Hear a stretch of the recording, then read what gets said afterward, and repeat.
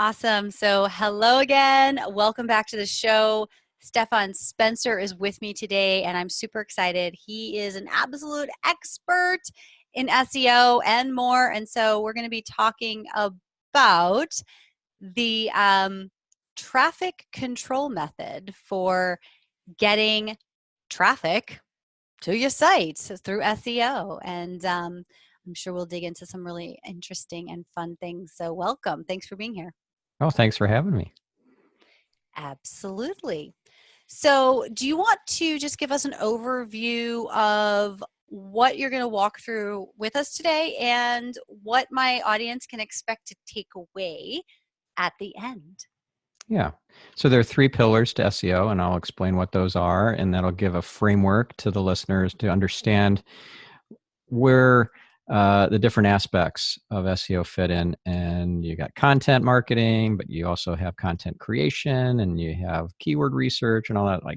It's already getting stressful, right? So there's a framework. It's not too difficult, and we'll break it down. And then I want the listeners to feel at the end of this, the listener, like you who's listening, I want you to feel like you really have a handle on what needs to be done. You don't have to understand all the nuances of SEO. I'm not teaching you how to be an SEO expert, but if you make the right kinds of choices about who you hire and the tools that you purchase and the different approaches that you implement and the ones that you don't implement because they're not going to be sustainable or they're going to be shady, Google doesn't like them, then you're going to be in a much better position than just not knowing what you don't know.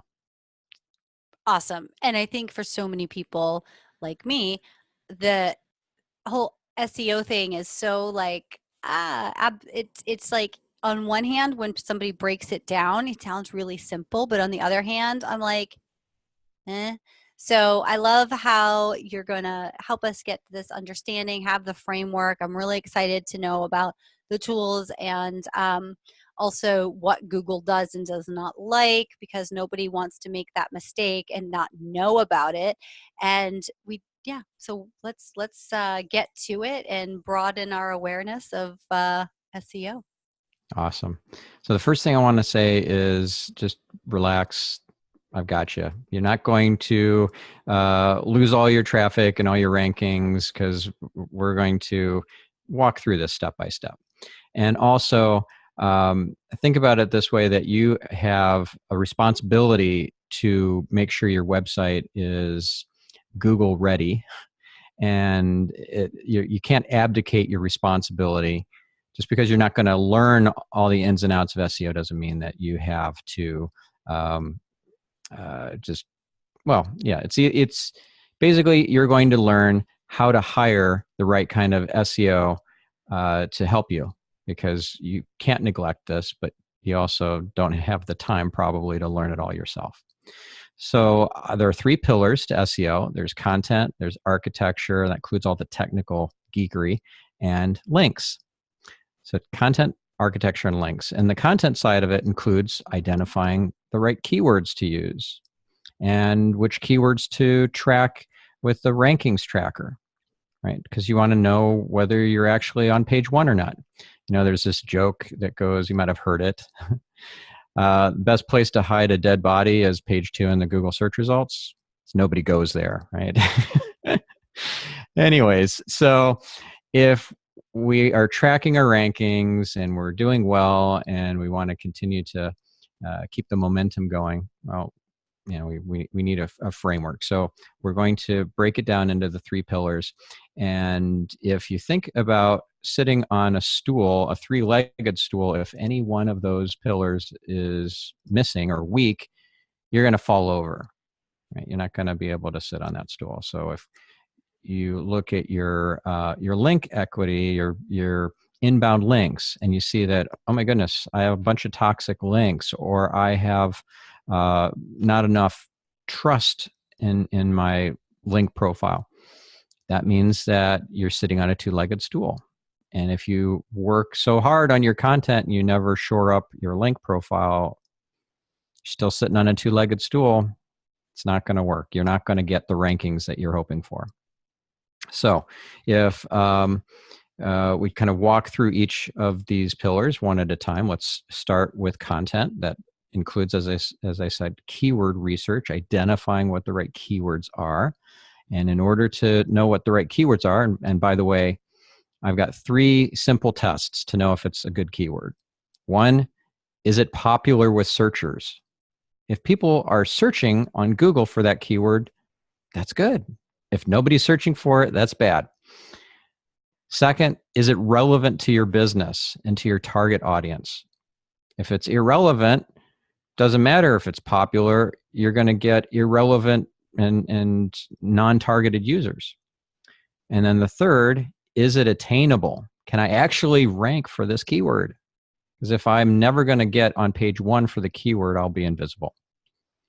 So now, how am I going to find those popular keywords? I'm going to use a tool. And some tools are free and some tools cost money.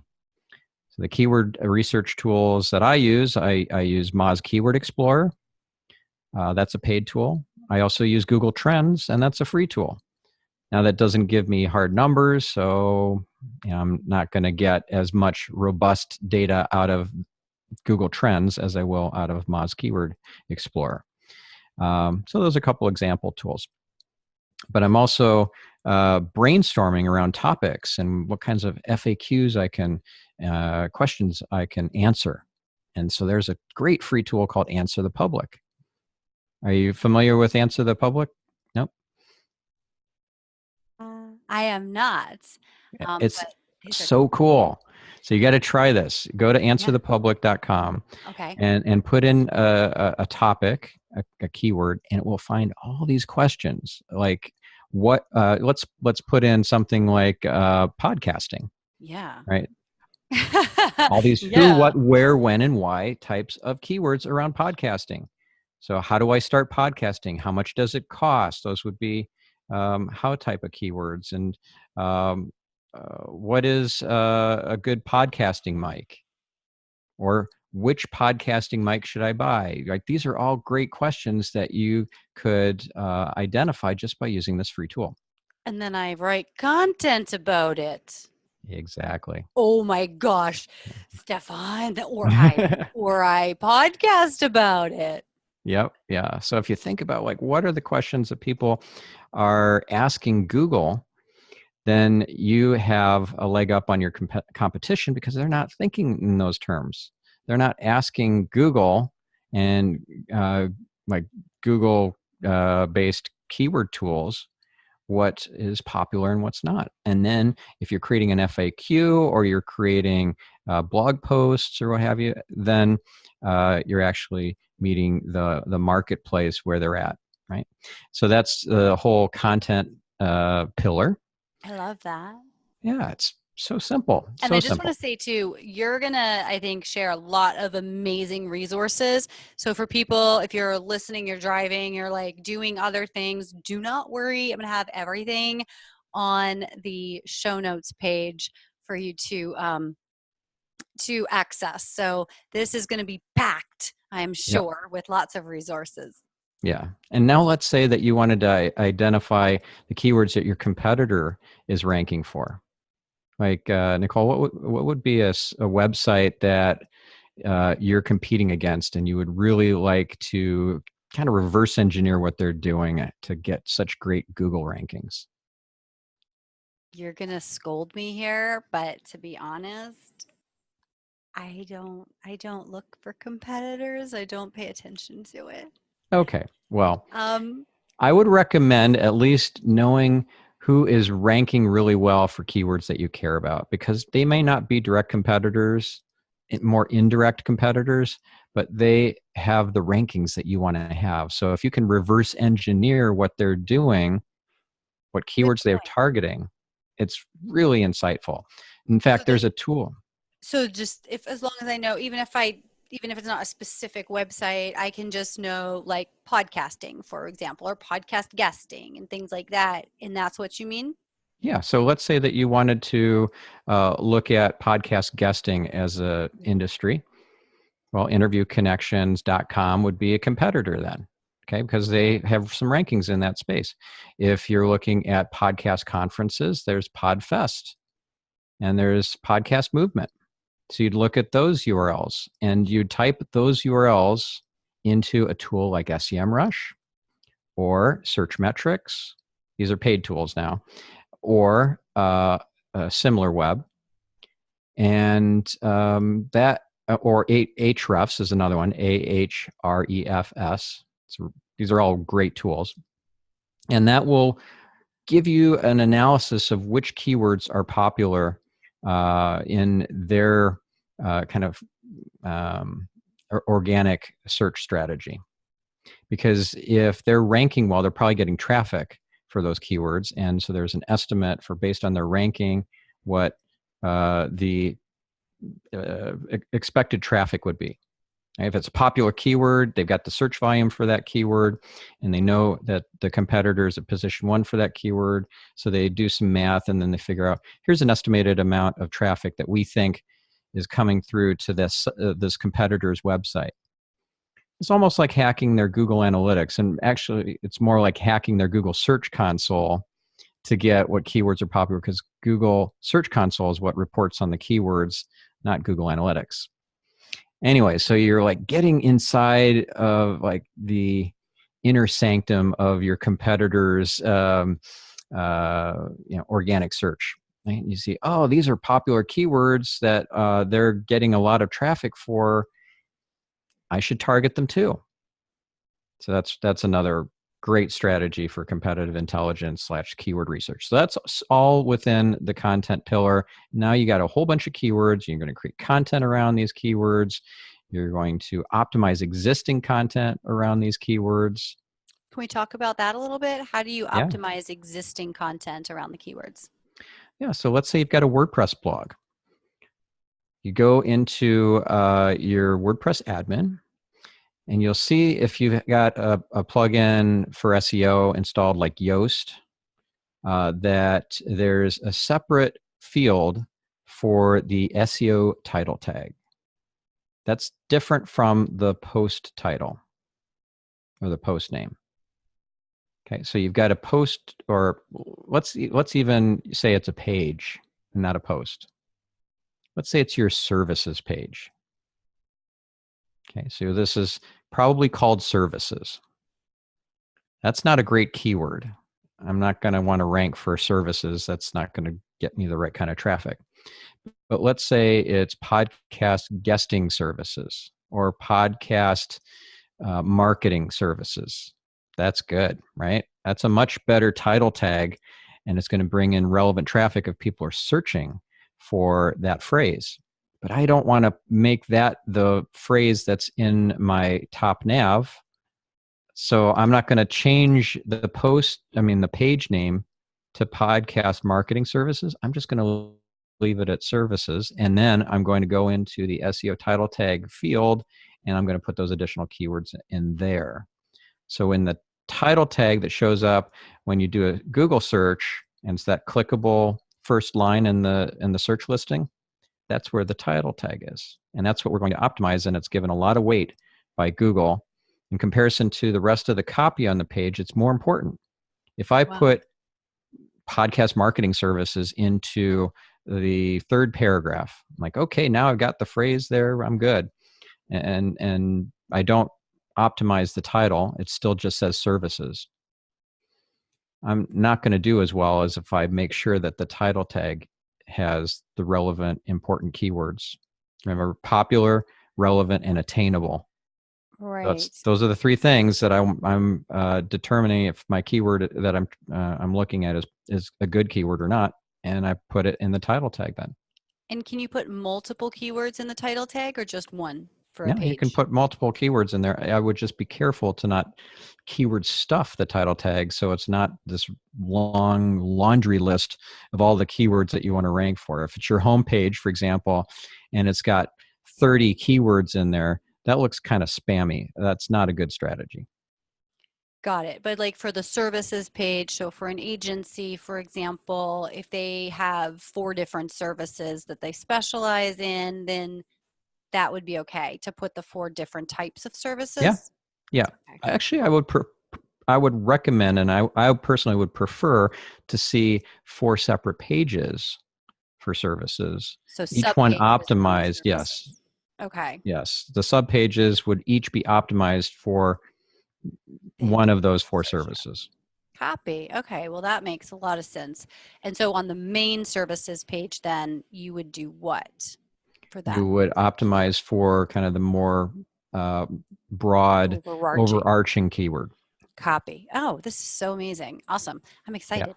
Yeah. All right. And What's if next? you've got a great plugin, like Yoast, I think has some good features, but I actually built a plugin a while back. I need to update it, but it was called the SEO title tag plugin, and it had a mass edit interface that nobody else had, where you could go in and change the title tags across dozens, hundreds even of pages, all on one screen.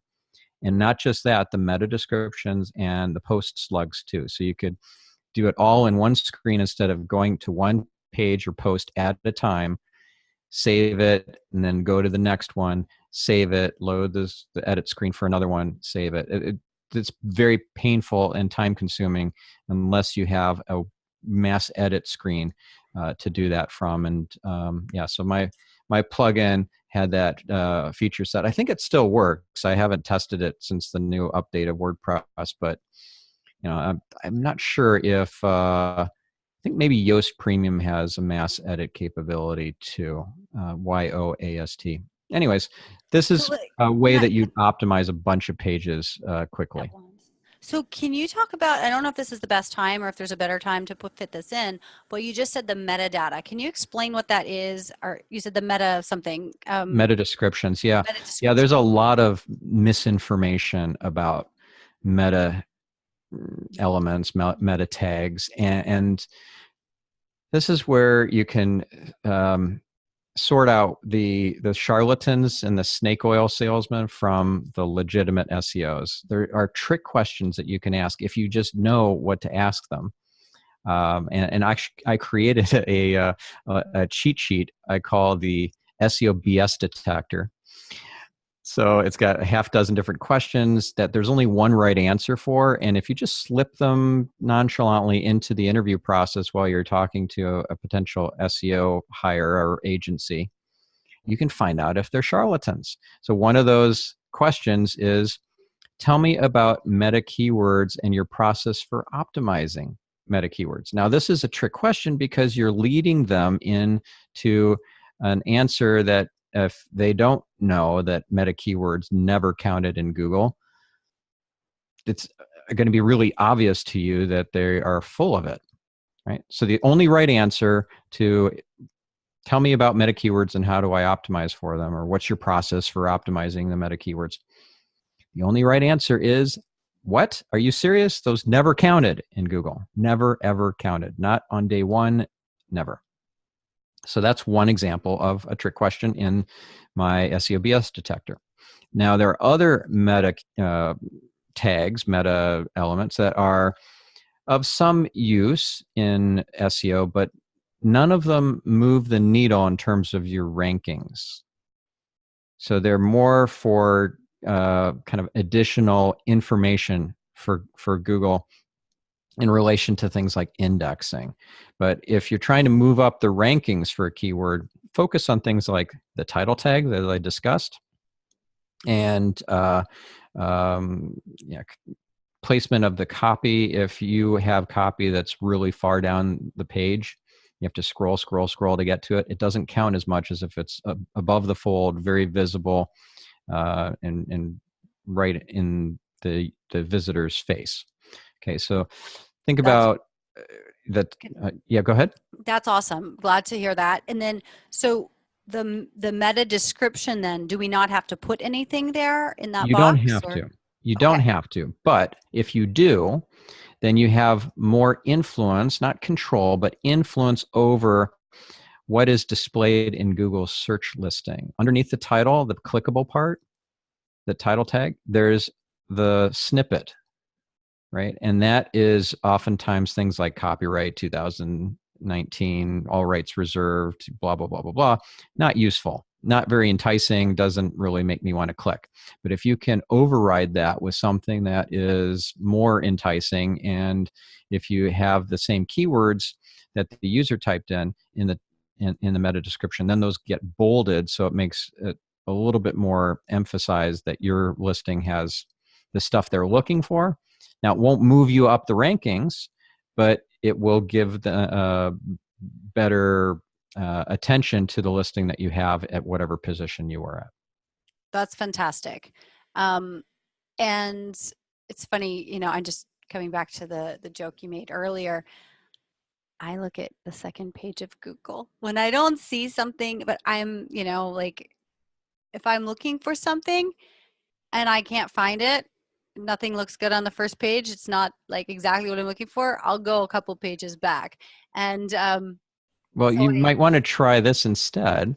If you do a different, more refined Google search, then you'll tease out the best stuff and you won't have to dig pages into the search results. So for but example, here's the thing, Stephan. The reason I do that is because of what's in that snippet.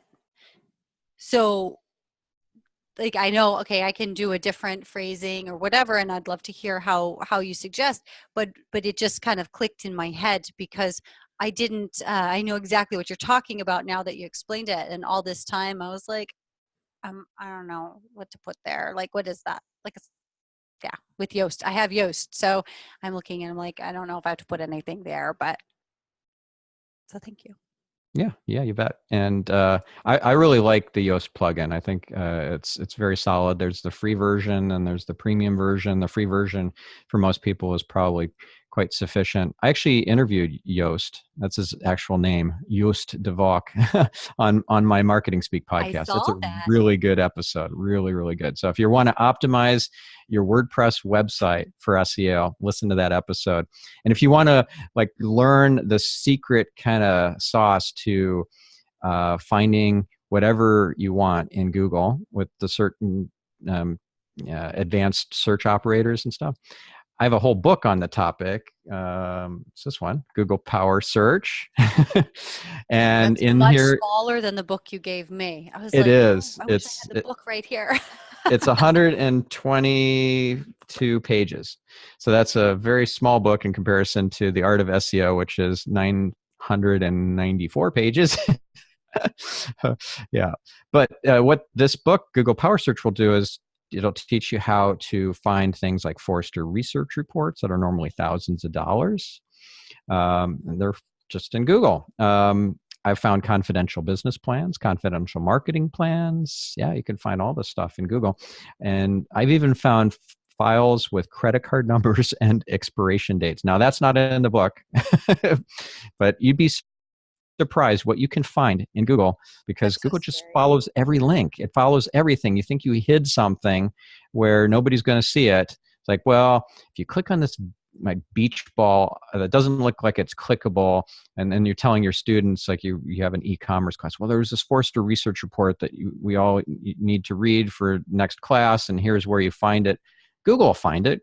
Anything that is a clickable link, even stuff that isn't clickable and isn't a link, you can even find that. There, like, we don't have time to go into that, but But what about it's like amazing. There's a trashed whole ton. pages or drafts?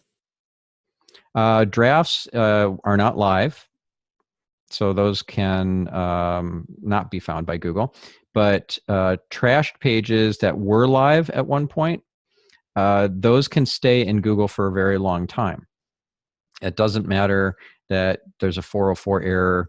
Google may just continue to show the page in the Google search results. And then if the user hits the cached link, the little green down arrow in the search listing that then shows cached as an option, you click on cached and it shows the web page that was last downloaded by Google. So, by the way, that's a great tip. If you find that there was something you really wanted in the Google search results and you click and it's not there, it's some sort of error page, hit the back button, click on that little down arrow and choose cached. Then you'll see the version of that page that is still in Google's database. Now, if it's gone from there too, then you can go into the Wayback Machine. and see if you can find it there, right? Because the Wayback Machine stores stuff from the 1990s even. I still have my So very crazy. first websites that I built in 1994. You can still see what they looked like back in, I think it started in 1996 is when the Wayback Machine started. So that's all at archive.org. It's really, really cool. Archive. Oh my gosh, I might do that with some websites I built back in, oh my gosh, another lifetime ago.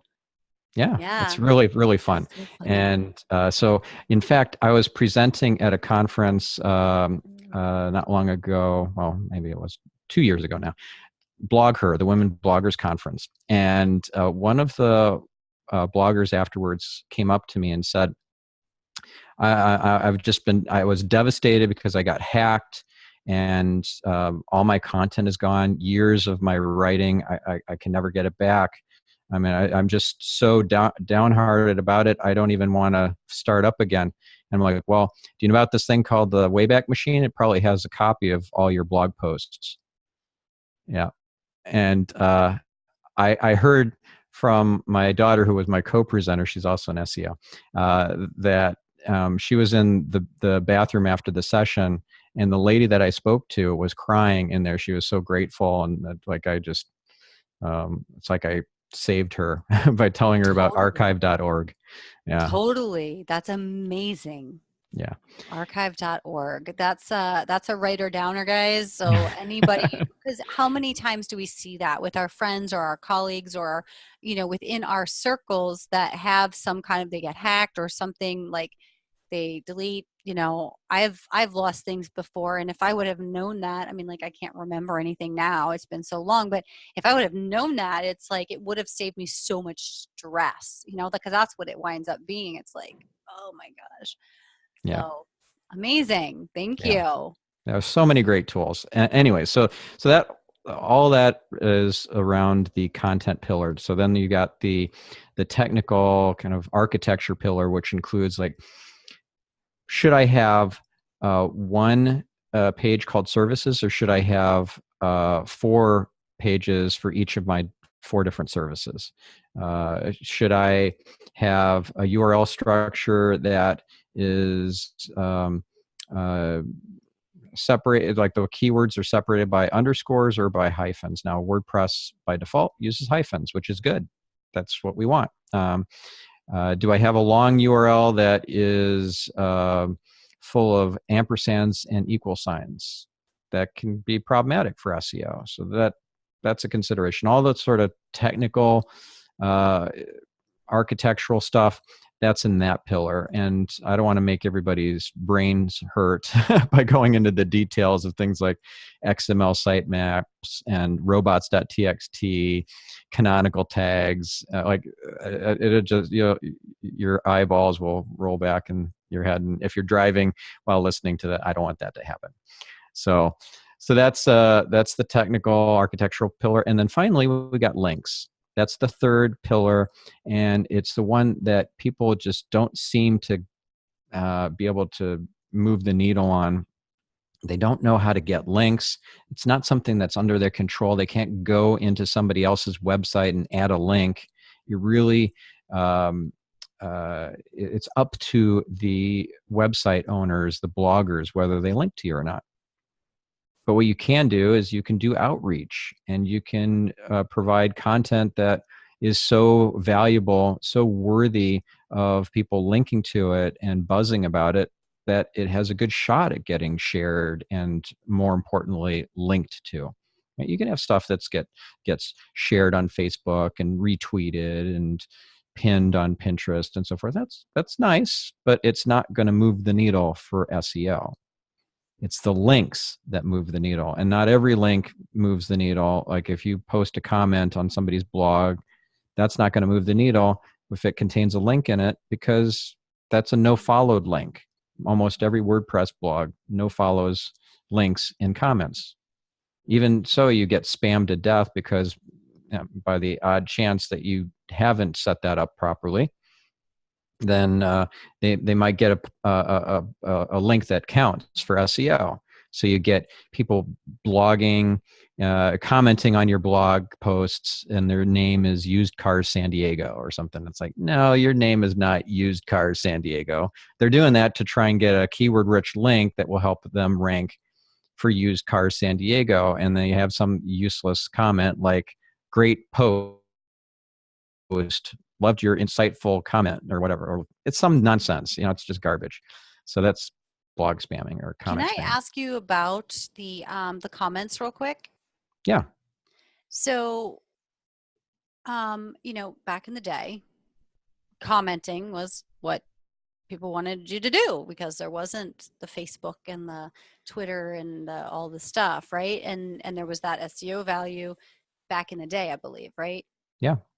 But now it doesn't seem like people are using comments on their blogs, and I They're do using have them turned Facebook on. comments, or Discuss, the Yeah. DISQUS tool. Yeah. Yeah. So I have just WordPress comments because I thought, this is a great way for people to leave a comment that will like last. Is that like wrong? Should I get rid of the regular WordPress comments or should I leave the I availability? like them. I Okay. like them, and I do the same thing. And the reason that I do it, and I don't leave it for Facebook to have control over my content. Well, for one, I don't like Facebook owning my content. Right? If they decide to, I don't know, shut my account down, or they change their policies or whatever, all of my comments are in their system. That's not good. So if it's part of my site and part of my comment system inside of WordPress, that's under my control. And it's content that counts for SEO. If people write insightful, thought-provoking, keyword-rich comments, that is part of the content of the page. Whereas if it's part of a Facebook JavaScript kind of embed sort of thing, or Discuss, that's invisible to the search engines in relation to what the content is on the page. And I want the comments that are good, that I've approved, to count as part of the page content.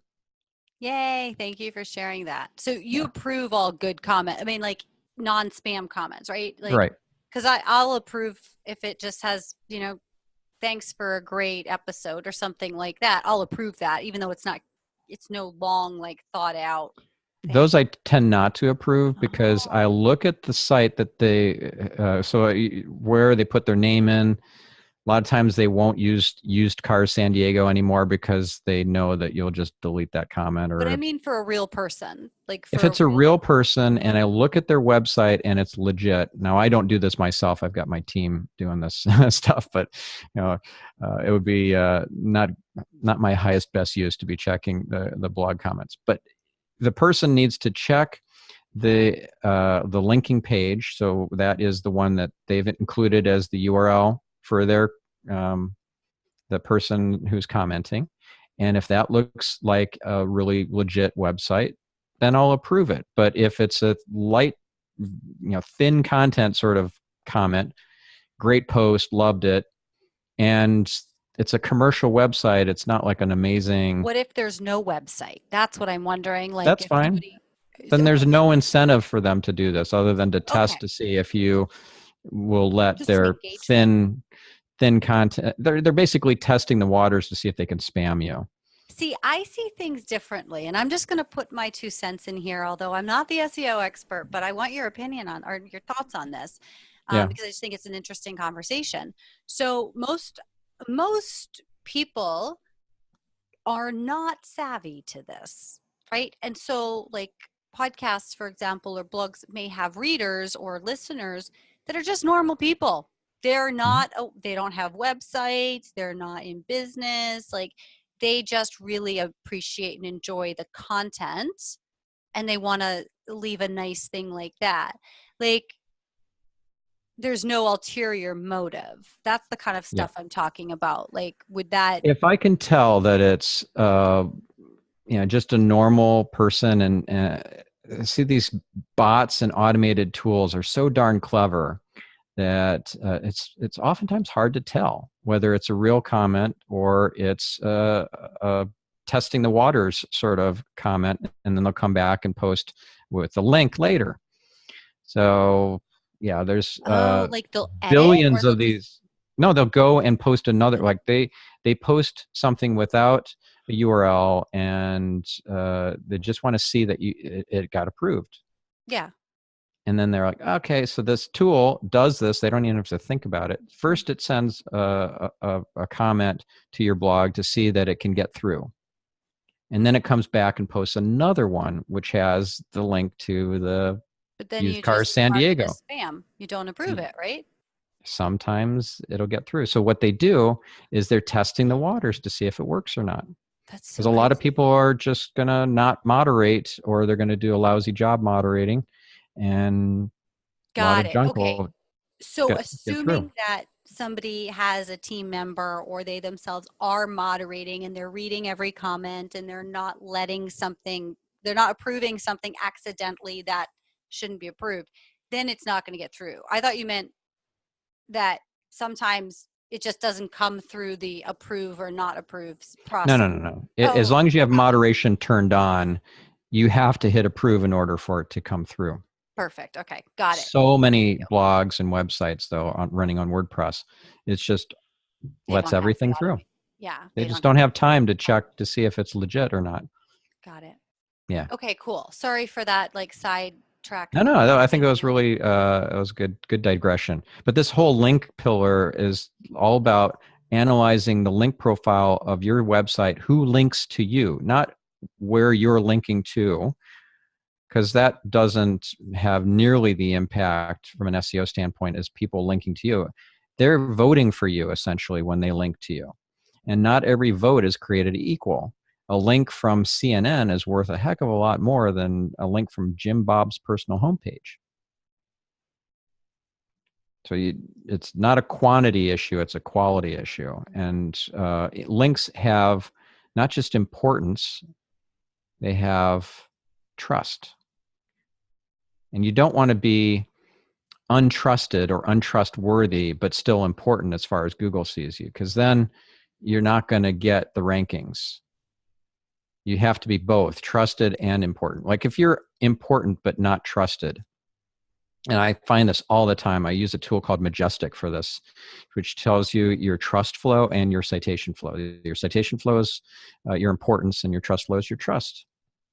You got a really low trust flow score and a reasonable importance score of citation flow. Well, that's really lopsided, and that's the tool telling you that as far as Google sees you, you're untrustworthy, but still important. And who is untrustworthy but important? And I'm not going to get political, so I'm not going to No, name who I'm nobody's thinking. gonna name. Yeah, Nobody's gonna name but nobody. you can, like, I got this example from somebody earlier who's non-political and I think kind of universally disliked. So I'll mention what's his name, the disgraced director or producer, Harvey Weinstein. Okay, so not trustworthy, not anymore, and still important. So you don't want to be the equivalent of that online as far as Google sees you. Yeah. So that is something you can test, you can check out with a tool like Majestic. And then you can look for toxic links, because sometimes your competitors or affiliate marketers or just spammy, spammers will target you and try to ruin your reputation with Google by buying low quality links that point to your site, or getting quality links removed from your link profile. So they can get that done too. Yeah, they pretend to be you and contact the website owners and say, you should not be linking to me. I want, your link is spam and I want it removed, or I'm going to report you to Google.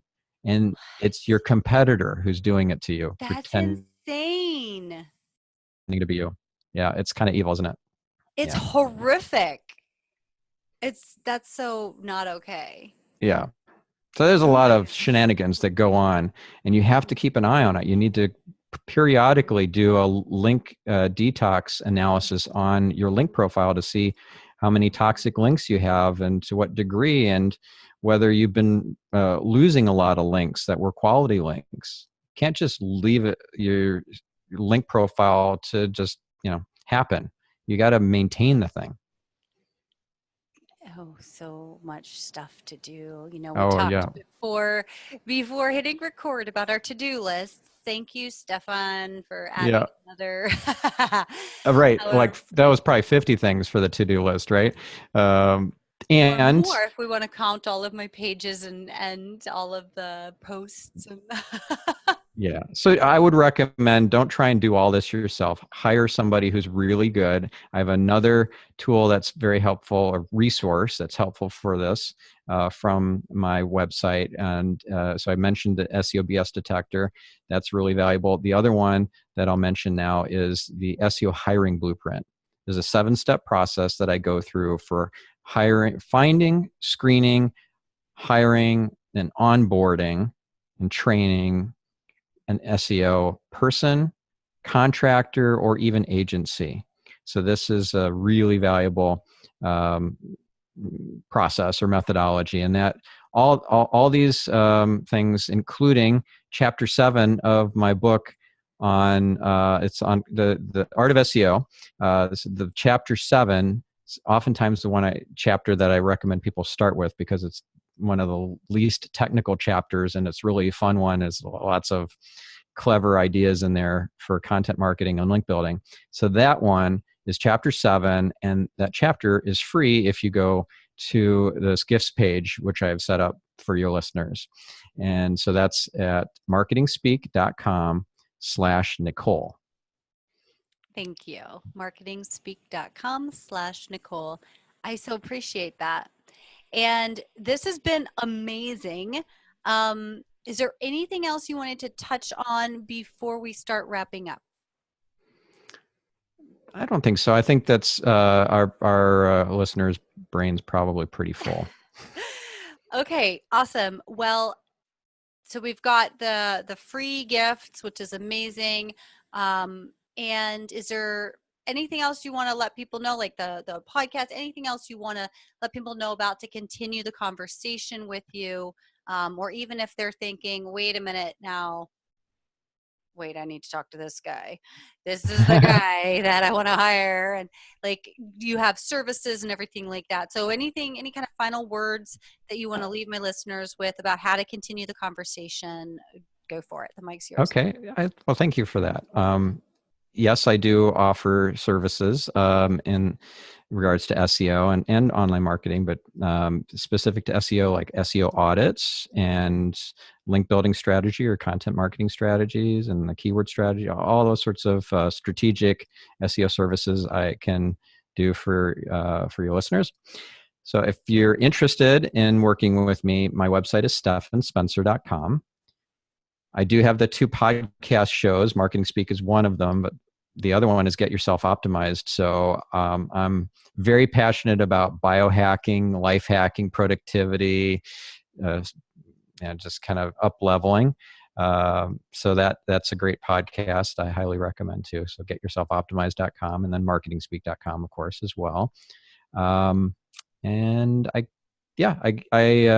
highly recommend that you do something. That's really the thing is I don't want you to listen passively and say, well, that was a really interesting, thought-provoking episode and not take some action. And if that action is simply to ask your web developer if they have done any SEO to your website, probably they haven't.